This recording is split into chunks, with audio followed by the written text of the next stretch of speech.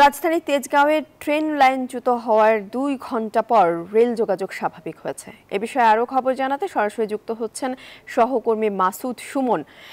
সুমন, ট্রেনের লাইনচ্যুত হওয়ার ঘটনায় এই যে ২ ঘণ্টার রেল যোগাযোগ বিপর্যয়ের ঘটনাটি ঘটেছে, ফলে রেলের শিডিউলে কোনো প্রভাব পড়েছে কিনা?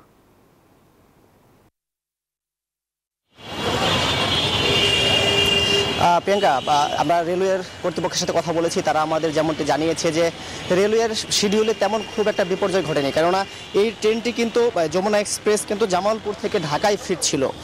ফলে অল্প কিছুক্ষণের মধ্যেই কিন্তু ট্রেনটি উদ্ধার করা হয়েছে। আপনাদের জানিয়ে রাখি যে সকাল 8:30 নাগাদ কিন্তু এই ট্রেনটি এই কাউরান বাজার যে মাছের আড়তটি রয়েছে তার পাশে কিন্তু ট্রেনের লাইনচ্যুতের ঘটনাটি ঘটে। পরবর্তীতে সাথে সাথেই উদ্ধার কাজ শুরু করে রেলওয়ে কর্তৃপক্ষ। তারা আমরা যেমনটি দেখেছি যে 1.5 ঘন্টার মধ্যে ট্রেনটি কিন্তু লাইন থেকে তুলে নেওয়া হয়। ফলে ট্রেনের শিডিউল বিপর্যয় না ঘটলেও পাশাপাশি কিন্তু এই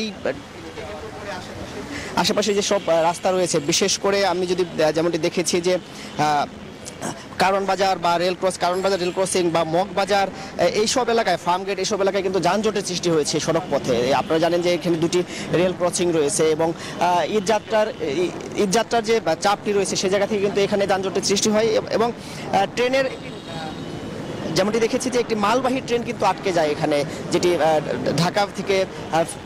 ঢাকার থেকে বাইরে যাচ্ছিল।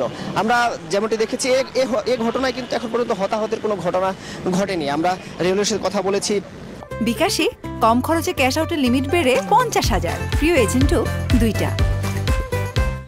এবং সর্বশেষ যেটি দেখেছি যে সকাল 11টা নাগাদ কিন্তু সেই ট্রেনটি তেজগাঁ স্টেশনে নিয়ে আসা হয়। তেজগাঁ স্টেশন থেকে কিন্তু এই মাত্র 5 মিনিট আগে সেটিকে আবার কমলাপুর পাঠিয়ে দেওয়া হয়েছে। অর্থাৎ এই 2 ঘন্টার ব্যবধানে কিন্তু ট্রেনটি উদ্ধার করা হয়েছে। ফলে এই শিডিউল তেমন বিপর্যয় ঘটেনি, আর যানজটের যে সৃষ্টি হয়েছিল আশপাশে এলাকায় সেটিও কমে আসছে।